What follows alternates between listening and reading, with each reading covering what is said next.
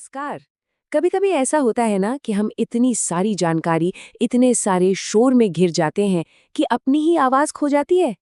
आज हम एक ऐसे ही प्राचीन ज्ञान को समझने की कोशिश करेंगे जो इस धुंध को, इस कोहरे को साफ कर सकता है। कभी कभी जीवन के सबसे बड़े सवालों का जवाब सिर्फ एक श्लोक में छिपा होता है।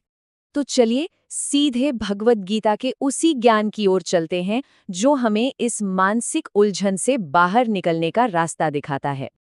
यदा ते मोह कलिलम बुद्धिर्व्यतितृष्यति तदा गंतासि निर्वेदम श्रोतव्यस्य श्रुतस्य च। इसका मतलब क्या है? यहाँ कृष्ण अर्जुन से कह रहे हैं कि जब हमारी बुद्धि मोह कलिलम यानी कि भ्रम के एक घने जंगल को पार कर लेती है तो फिर सुनी सुनाई बातों का असर खत्म हो जाता है। आप इसे ऐसे समझें जैसे किसी घने कोहरे से निकलकर एकदम साफ आसमान के नीचे आ जाना। और ये जो श्लोक है ना, ये आज की एक बहुत ही आम, बहुत ही कॉमन प्रॉब्लम की बात करता है। हम सब अक्सर ऐसा महसूस करते हैं जब बहुत सारी जानकारी, ढेर सारी सलाह और अनगिनत विकल्पों के बीच हम जैसे कहीं फंस जाते हैं। इस बात को और अच्छे से समझने के लिए चलिए एक आज के ज़माने की कहानी देखते हैं जो इस समस्या को बिल्कुल साफ कर देगी।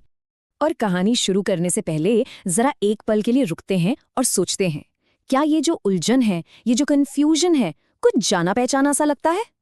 क्या कभी ऐसे मोड़ पर खड़े हुए हैं?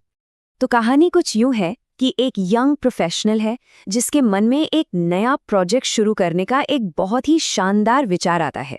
वो इंसान उस वक्त पूरी तरह से ऊर्जा और उत्साह से भरा होता है। लेकिन फिर होता क्या है? रिसर्च शुरू होती है, इंटरनेट पर खोज, यूट्यूब पर वीडियो और फिर 10 अलग-अलग दोस्तों से सलाह। और धीरे धीरे ये जो बाहर की आवाज़ें हैं, ये उस इंसान की अपनी शुरुआती स्पष्टता पर हावी होने लगती हैं। और नतीजा, हर कोई कुछ अलग ही बोल रहा है। वो इंसान इतनी सारी अलग अलग सलाहों के बोझ तले दब जाता है कि उसका मन पूरी तरह से कंफ्यूज हो जाता है, तनाव बढ़ता है और अंत में होता कुछ भी नहीं। वो जो इतना शानदार आइडिया था, वो बस कहीं खो जाता है। तो अब इस कहानी को वापस उस श्लोक से जोड़कर देखते हैं। गीता का ये ज्ञान हमें ठीक ठीक बताता है कि यहाँ पर असल में गलती हुई कहाँ और इसका हल क्या है। तो देखिए, यहाँ दो रास्ते एकदम साफ दिखते हैं। एक तरफ है कोहरे में जीने वाली स्थिति, जहाँ बाहर का शोर है, कंफ्यूजन है, गलती करने का डर और तनाव है। और दूसरी तरफ है स्पष्टता वाली स्थिति, जहाँ अपनी बुद्धि पर भरोसा है, सिर्फ काम पर ध्यान है और एक शांत प्रगति है। गीता का ज्ञान जीवन में यही बदलाव लाता है। देखिए, ये जो ज्ञान है, ये सिर्फ मन की शांति पाने के बारे में नहीं है, ये उससे कहीं ज्यादा है।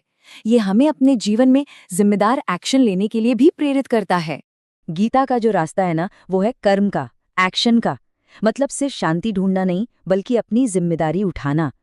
कृष्ण हमें असहाय होकर इंतजार करने के लिए नहीं, बल्कि कर्म करने के लिए कहते हैं। और जरा सोचिए, हम सबके पास कुछ ना कुछ संसाधन तो हैं ही। हमारा वक्त, हमारी काबिलियत, अरे हाथ में जो फोन है वो भी तो एक रिसोर्स है। आत्मनिर्भरता की शुरुआत ठीक वहीं से होती है, जब हम अपने पास जो है उसका इस्तेमाल करना शुरू करते हैं।